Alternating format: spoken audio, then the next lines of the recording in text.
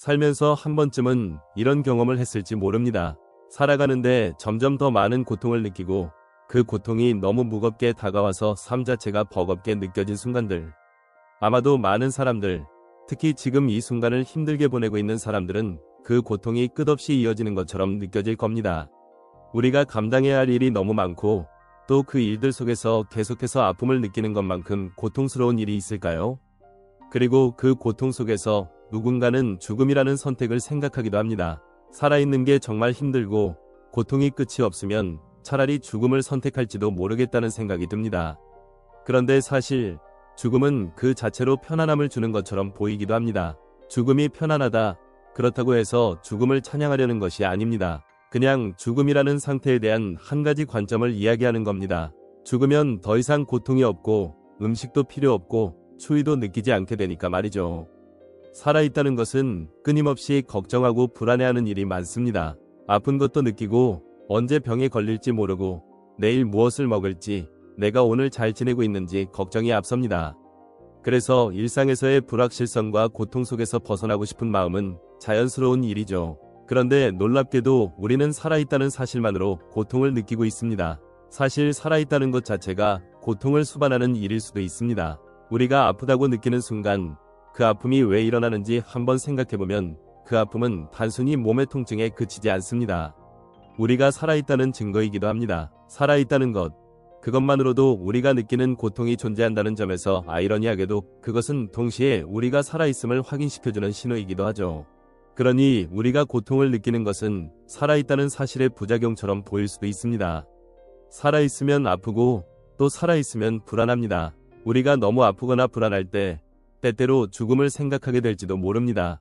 그러나 죽음은 고통이 없다는 말은 맞지만 죽음 그 자체는 해결책이 아닐 수 있습니다. 왜냐하면 죽은 존재는 아무것도 느끼지 않기 때문에 고통도 없고 그로 인한 감정도 사라지기 때문입니다. 하지만 중요한 점은 우리가 고통을 느끼는 이유는 바로 살아있다는 사실 때문입니다. 그렇다면 고통을 어떻게 다루는지가 중요한 문제입니다. 이 고통을 덜어내는 방법, 그것이 우리가 해야 할 일이 아닐까 싶습니다. 살아있다는 것의 본질은 결국 고통을 겪는 것입니다. 그 고통을 어떻게 해석하고 어떻게 그 고통을 덜어낼지, 그것이 우리 삶에서 중요한 일일 것입니다. 여기서 불교적인 관점을 조금 더 들어보겠습니다.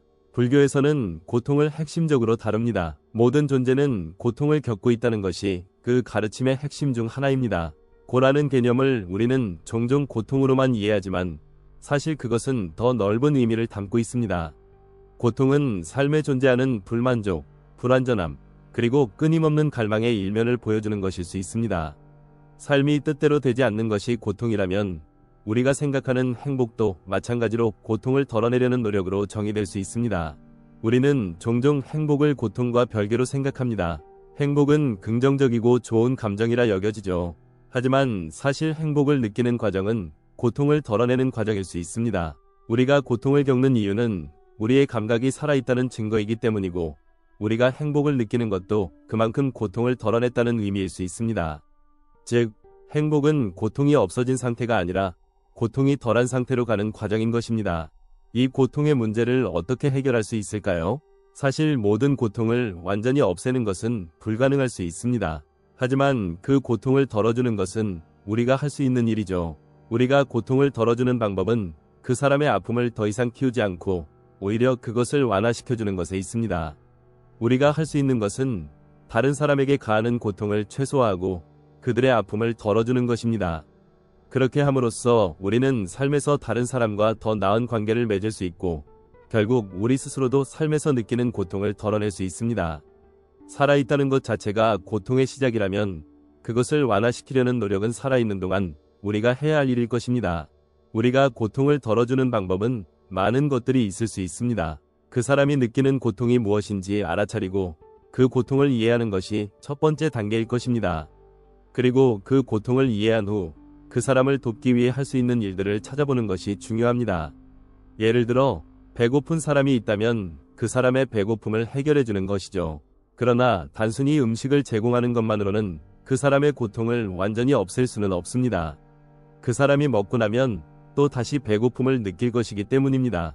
이처럼 고통을 해결하는 방법은 단기적인 해결책에 그치지 않고 그 사람의 삶의 전반을 이해하고 그 고통이 어떻게 지속되는지를 고민하는 것에서 시작됩니다. 그렇다면 우리가 실제로 해야 할 일은 무엇일까요? 고통을 해결할 수는 없지만 그 고통을 최소화하려는 노력이 필요합니다. 예를 들어 우리의 말이나 행동이 다른 사람에게 상처를 주지 않도록 조심하는 것도 그 한 방법이 될 수 있습니다. 그 사람이 고통을 느끼고 있다면 그 고통을 조금이라도 덜어주는 것이 우리가 할 수 있는 일입니다. 우리가 서로의 고통을 덜어주는 데 집중하면 우리가 사는 사회는 조금 더 따뜻해지고 우리의 삶도 더 의미 있게 바뀌지 않을까요? 결국 고통을 느끼는 것은 우리가 살아있다는 증거입니다. 그 고통을 어떻게 다루느냐에 따라 우리의 삶은 달라질 수 있습니다. 고통을 덜어주는 방법은 단순히 그것을 피하거나 무시하는 것이 아니라 그 고통을 이해하고 그 사람의 아픔을 함께 나누는 것입니다. 그렇게 할 때 우리는 서로에게 진정한 도움을 줄 수 있고 그 과정 속에서 우리 자신도 성장하게 됩니다. 우리가 고통을 이해하고 그 고통을 덜어주려는 노력을 계속하는 이유는 단순히 타인을 돕기 위해서만이 아닙니다. 우리가 다른 사람의 아픔을 덜어주고 그들의 고통을 나누는 과정에서 우리는 사실 자기 자신도 치유하고 있다는 점을 잊지 말아야 합니다. 그만큼 우리 삶에서 고통은 절대로 혼자서 겪는 일이 아니라는 것입니다. 우리가 다른 사람을 돕고 함께 아픔을 나누는 순간 그 아픔은 조금 더 가벼워지고 우리는 더 강해집니다. 결국 고통을 완전히 없앨 수는 없겠지만 그 고통을 공유하는 과정에서 삶의 의미와 가치를 다시금 되새기게 되는 것입니다. 다시 말해 고통을 나누는 것 자체가 삶을 더 풍요롭고 의미 있게 만드는 중요한 열쇠가 될 수 있다는 점입니다.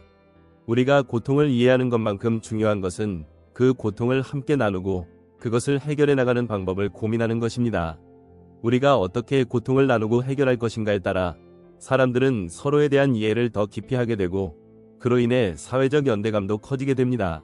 우리는 종종 고통을 개인적인 문제로 간주하고 그 문제를 홀로 해결하려고 합니다. 하지만 많은 경우 고통을 극복하는 데 필요한 건 혼자의 힘이 아니라 함께하는 힘입니다. 우리가 서로 다른 사람들의 아픔을 이해하고 공감하는 것은 결국 우리 사회를 더 나은 곳으로 만들 수 있는 방법입니다. 비록 우리는 모두 다른 배경을 가지고 있고 각자의 고통이 다를 수 있지만 그 고통을 서로 나누고 이해할 때 그 고통은 분명히 덜어질 수 있습니다. 물론 우리 모두가 고통을 나누는 게 쉽지는 않습니다. 고통을 나누는 것에는 항상 두려움이 따릅니다. 자신이 겪고 있는 고통이 타인에게 어떻게 받아들여질지, 또 그 고통이 자신을 약하게 만들지는 않을까 하는 두려움이 있죠. 하지만 이러한 두려움은 결국 우리가 인간으로서 진정한 연대감을 형성하는 데 장애물이 될 수 있습니다. 고통을 나누는 것은 결국 서로의 아픔을 이해하고 함께 해결해 나가는 과정에 있다는 점에서 중요한 가치가 있습니다. 고통을 함께 나누고 서로의 아픔을 이해하려는 노력은 결국 우리가 인간답게 살아갈 수 있게 만드는 길일 것입니다. 이제 우리가 일상에서 겪는 고통을 어떻게 다루어야 하는지에 대한 이야기를 해보겠습니다. 고통은 우리가 살아가는 한 계속해서 발생할 수밖에 없습니다. 고통을 없애는 것은 불가능하지만 그 고통을 어떻게 다루느냐에 따라 우리의 삶은 크게 달라질 수 있습니다.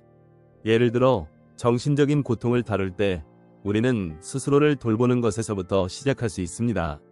우리가 마음의 아픔을 겪을 때 그것을 그대로 내버려 두기보다는 그 아픔을 인식하고 조금씩 치유할 방법을 찾아가는 것이 중요합니다.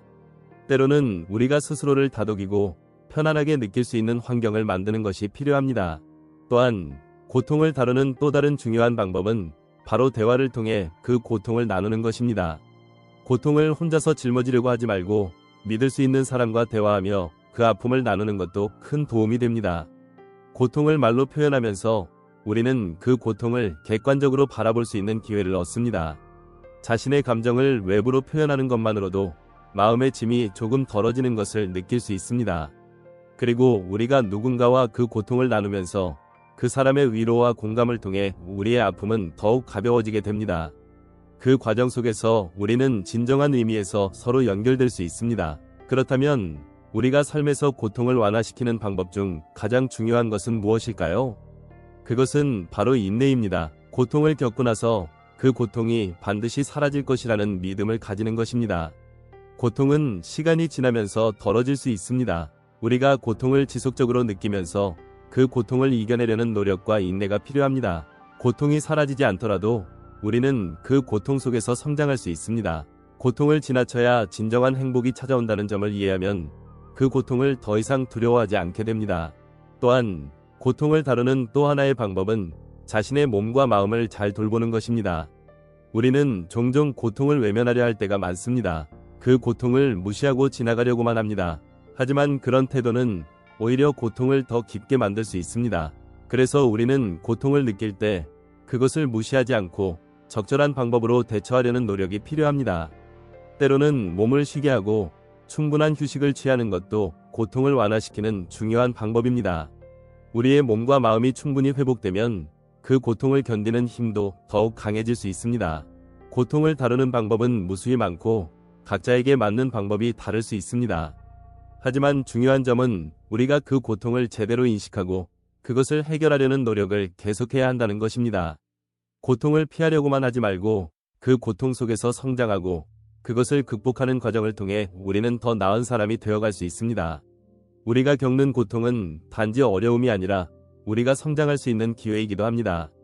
고통을 피하려고만 하지 말고 그 속에서 교훈을 얻고 더 나은 삶을 살아가기 위한 발판으로 삼는 것이야말로 삶을 진정으로 살아가고 있는 모습일 것입니다. 우리는 모두 다르게 고통을 겪고 그 고통을 다르게 해석합니다. 어떤 사람은 고통을 극복하는 과정에서 자신감을 얻고 또 다른 사람은 고통에 의해 더 많은 두려움과 불안에 휩싸일 수도 있습니다. 그렇다면 과연 고통을 경험한 후 우리는 어떤 방식으로 그것을 해석하고 받아들여야 할까요? 첫 번째로 중요한 것은 고통이 반드시 우리가 성장하는 데 필요한 자극일 수 있다는 점입니다. 많은 사람들은 고통을 부정적으로만 생각합니다. 하지만 고통을 겪으면서 우리는 자신을 돌아보게 되고 우리가 무엇을 더 잘할 수 있을지 고민하게 됩니다. 고통을 통해 깨닫게 되는 교훈들이 많습니다. 예를 들어 어려운 상황을 겪으면서 우리는 그때까지 무심코 지나쳤던 일상적인 것들의 소중함을 다시 한번 깨닫게 됩니다. 그 어떤 기쁨보다도 힘든 시기에서 우리가 더 많은 것을 배울 수 있다는 점은 우리가 고통을 겪으면서 얻을 수 있는 중요한 깨달음 중 하나입니다. 고통은 인간에게만 주어진 고유한 경험이라고 생각할 수도 있습니다. 하지만 자연 속에서도 고통은 존재합니다. 예를 들어 겨울을 지나면서 봄이 오고 추운 계절을 견뎌낸 식물들이 다시 꽃을 피우는 모습에서 우리는 자연의 순환을 볼 수 있습니다. 이것은 우리에게 고통의 끝에 반드시 희망이 있다는 것을 상기시켜줍니다. 즉, 고통이 끝나면 반드시 그만큼 더 큰 성취나 기쁨이 따라올 수 있다는 믿음을 갖는 것이 중요합니다. 고통은 그 자체로 끝이 아니라 새로운 시작이 될 수 있다는 점에서 우리는 고통을 두려워하기보다는 그 과정을 이해하고 받아들이는 자세가 필요합니다. 그러나 고통을 극복하는 데 있어 중요한 것은 그 고통을 혼자서 감내하지 않는 것입니다. 우리가 고통을 홀로 겪는다면 그 고통은 더욱 깊어지고 자신을 더 깊은 절망의 구렁텅이로 빠뜨릴 수도 있습니다. 그래서 고통을 나누는 것, 그것이 진정으로 고통을 줄여주는 방법이 될 수 있습니다. 가족이나 친구들과의 소통, 상담 전문가와의 대화, 또는 단순한 누군가의 위로는 우리가 그 고통을 견디는 데 중요한 힘이 됩니다.